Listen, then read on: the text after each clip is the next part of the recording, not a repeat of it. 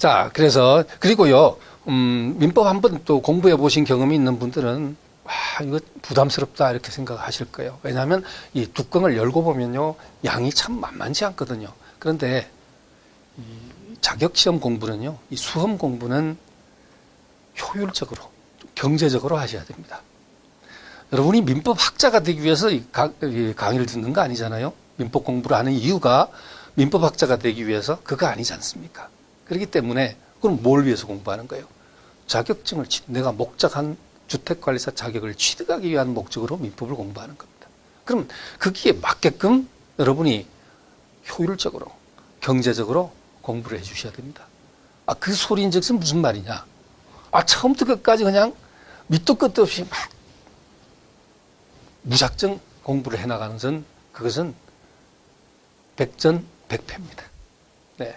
그럴 시간도 없을 뿐더러 해낼 수도 없어요.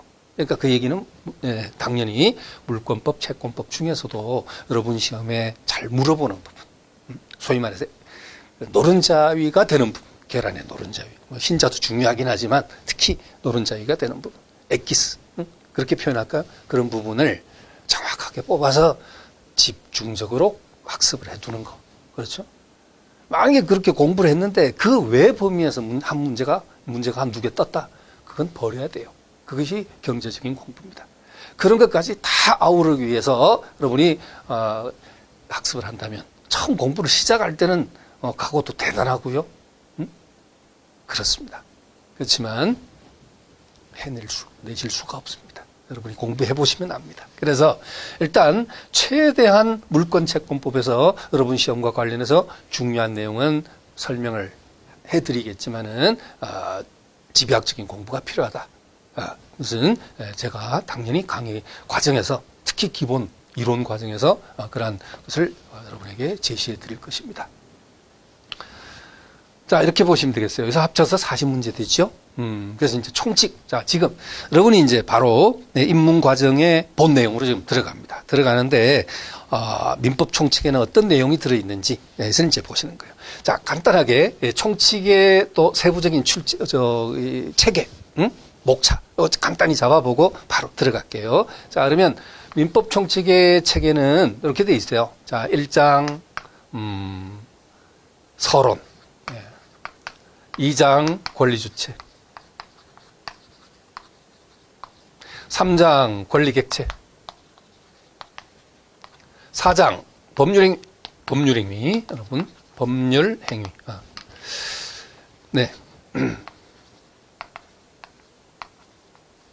5장 기간과 소멸시효. 이렇게 이제 전체 5장으로 되어 있습니다. 서론은 그야말로 이겁니다. 민법이 뭐냐? 민법이 도대체 어떤 법 영역인가? 이것을 알려주는 부분이 서론입니다. 쉽게 말해서 그래요. 그리고 어떤 계약관계, 갑과 을 사이에 뭐 매매계약을 체결한다. 또는 임대차 계약을 체결한다. 또는 어떤 회사의 사장과 그다음에 근로자 만나가지고 고용계약을 체결한다.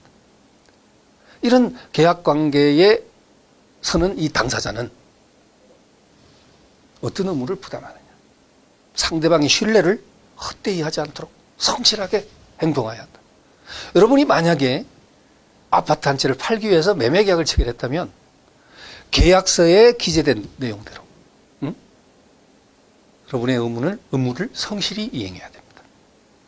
약속 날짜에 등기서류 넘겨줘야 되고 서류에는 하자가 있는지 없는지 검토를 해서 등기에 필요한 상대방 매수인이 소유권 이전 등기를 원활히 할 수 있도록 여러분은 관련 서류를 잘 챙겨서 이행해야 되고 물론 매수인도 여러분 지금 매도인으로 제가 예를 들었죠. 매수인도 계약서에 명기한 대로 계약금, 중도금, 잔금 지급 일자를 지체하지 않게끔 약속된 날짜에 정확하게 대금을 지급해야 한다. 이것이 뭡니까? 이것을 우리는 이런 원칙을 뭐라 하느냐? 신의 성실의 원칙이라 합니다. 고용계약이 체결되면요. 어? 피용자라는 용어가 나왔습니다. 우리 민법에서는요. 우리 사회에서는 근로자 그렇게 표현하잖아. 그죠? 근로자, 뭐 기업주 이렇게 표현하지 않습니까? 근데 민법에서는요. 고용계약에서는 사용자, 피용자 이렇게 주로 표현합니다. 민법에서는. 그래서 법 영역에 따라서는 법에 따라서는요. 똑같은 것도요. 표현 방식에 약간의 차이가 있어요. 그래서 여러분이 우리 해나가는 과정에서 이제 아시게 될 것이고. 그래서 일단 사용자와 피용자 사이에 고용계약이 체결됐단 말이지. 그러면 피용자는 성실하게 자신의 노무를 제공해 줘야 됩니다. 노무, 일을 해줘야 된다는 얘기예요. 그러면 사용자는 어떻게 돼요? 또 역시 피용자에 대해서 응분에 맞는 보수를 지급해 줘야 됩니다. 임금을 체불하지 않고 지급해 줘야 된다. 이런 원칙을 뭐라 그러죠? 법률관계에 참여한 모든 자는 상대방의 신뢰를 헛되이 하지 않도록 성실하게 행동해야 한다. 그래서 그것을 신의성실의 원칙이라고 하죠. 공부하십니다. 곧 확인할 것입니다, 여러분. 자, 그 다음에 이제